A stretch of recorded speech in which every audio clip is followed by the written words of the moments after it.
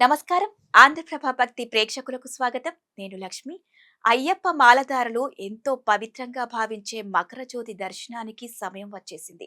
దీనికోసం లక్షలాది మంది భక్తులు చేరుకోవడంతో శబరిమల కొండ కిటకిటలాడుతోంది. అసలు ప్రతి ఏడాది దర్శనమిచ్చే మకర జ్యోతికి ఉన్న ప్రత్యేకత ఏంటి? ఏ సమయంలో దర్శనం ఉంటుంది? ఆ వివరాలేంటో ఈ వీడియోలో చూద్దాం.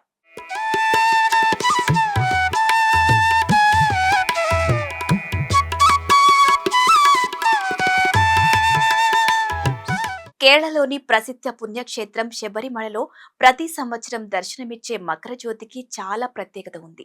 ఈ క్రమంలోనే అయ్యప్ప మాలధారులు లక్షలాదిగా శబరిమలకు చేరుకుంటారు.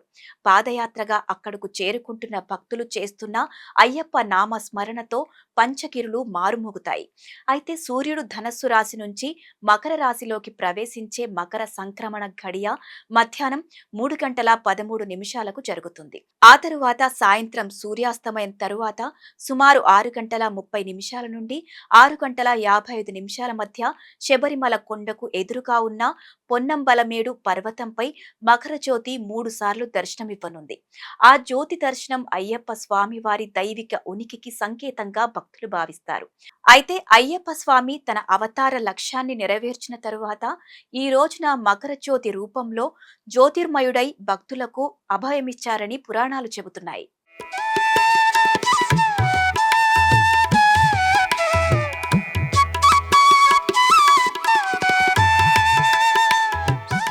ఇక ప్రతి ఏడాది మకర సంక్రాంతి రోజున శబరిమల కొండకు ఎదురుగా ఉన్న పొన్నంబామల మేడుపై మకర జ్యోతిని వెలిగిస్తారు.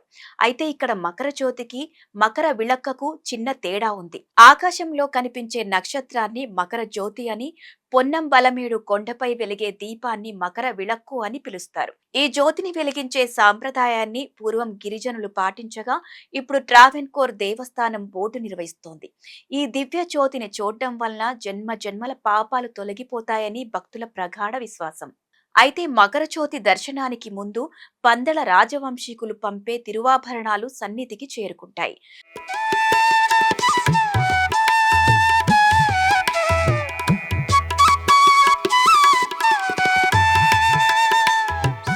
పందలం ప్యాలెస్ నుంచి 12న ప్రారంభమయ్యే తిరువాభరణ ఊరేగింపు 14న స్వామివారి సన్నిధానానికి చేరుకుంటుంది.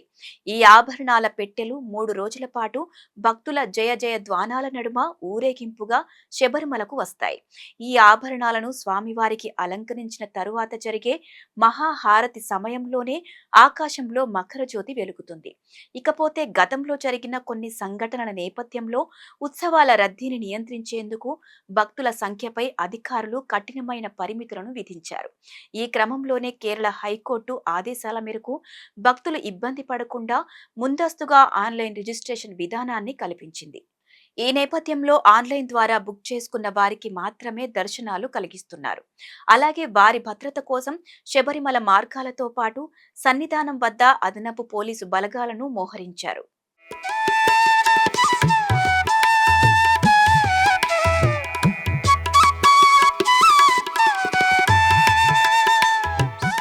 ఇక శబరిమల, నీలిమల, కరిమల, అప్పాచిమేడు, అలుదామేడు వంటి పంచగిరులతో పాటు మొత్తం 9 ప్రాంతాల నుంచి మకర జ్యోతి దర్శనం చేసుకోవచ్చు. అలాగే అయ్యప్ప సన్నిధానం, మాలికాపురం, అట్టెతోడు, పాండితావళం, నీలిమల హిల్టాప్, పులిమేడు, మరకుట్టం, పంబ, శరణ్గుత్తి, శబరిమల ఎంట్రీ పాయింట్ల వద్ద నుంచి కూడా జ్యోతిని చూడవచ్చు. అయినప్పటికీ ఎక్కువ మంది భక్తులు సన్నిధానం నుంచే మకర జ్యోతిని దర్శించుకునేందుకు ప్రయత్నిస్తారు. ఈ జ్యోతి దర్శనంతో అయ్యప్ప దీక్ష పూర్తవుతుందని, అలాగే వారి దీక్ష ఫలితాన్ని, మోక్షాన్ని ఇస్తుందని నమ్ముతారు.